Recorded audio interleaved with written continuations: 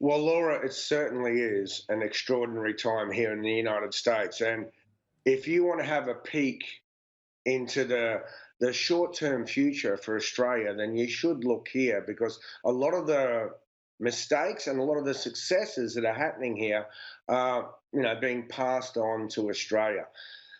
This is an extraordinary time in American history, as it is in Australia. Um, Half of all corona cases that have been detected in this country are in New York. We have US Navy hospital ships heading into New York Harbor and heading here to Los Angeles to help health systems cope. What the experts are saying is that America is still 2 or 3 weeks away from its peak in cases and in deaths. Yet, what we're getting is conflicting messages, of course, from the White House. President Trump, one of the world's most famous germaphobes, went from acting as if this virus was not heading America's way to then clamping down to, as we saw just 24 hours ago, he seemed to announce that by Easter, America would be open again for business. He said Easter's a special day for him, a special day for the country. He expects to see full churches. Yet, even in New York alone, the shutdown is due to last beyond Easter. Even the president's leading scientific advisor urged people when it came to the Easter timeframe to be flexible. So we're getting mixed messages here. I mean, it's at the point where there's 2 hospitals in New York who won't let husbands or fathers into the maternity room when mothers are giving birth. Wow. So, you know, we're really seeing extraordinary things unfold here in America. And I'm sure that there's a lot of lessons for Australia to learn.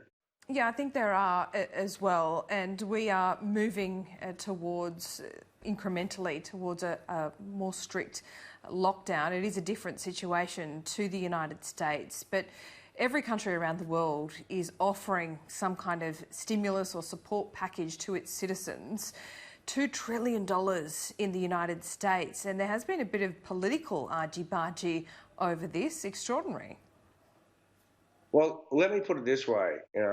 Originally President Trump was hoping for 2 billion. Then Republican Congress offered him about 5. Democrats said, "Oh, why don't we go to 8?" Everyone settled on 8 something a couple of weeks ago.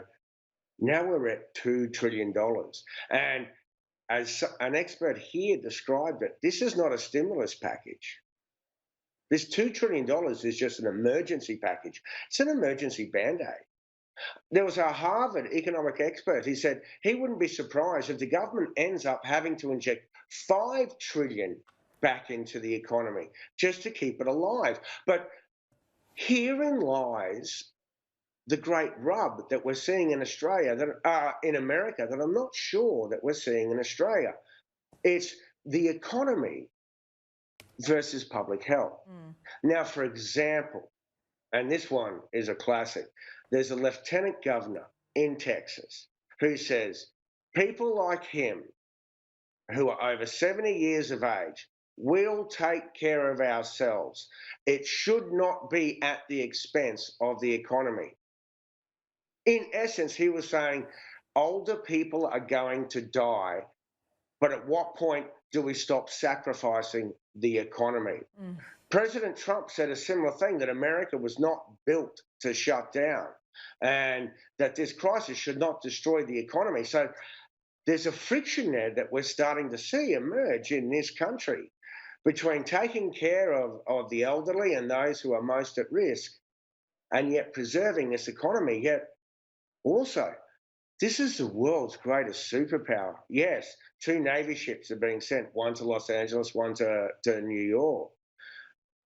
But nurses and doctors in hospitals right now don't have the protective gear. Mm. They're using face masks all day and marking their names on them and guarding them like they're precious metals. Yeah. There's simply not enough equipment. And there's not even enough ventilators in the whole country. So the ventilators are going to have to follow to the hotspots. Right now, that would be to New York. Once the curve slows down there, it'll be to the next hotspot. This is the greatest country on the planet with the greatest economy, and it's been caught on the back foot. It's extraordinary, some of the things that are happening here. You have no idea, Laura.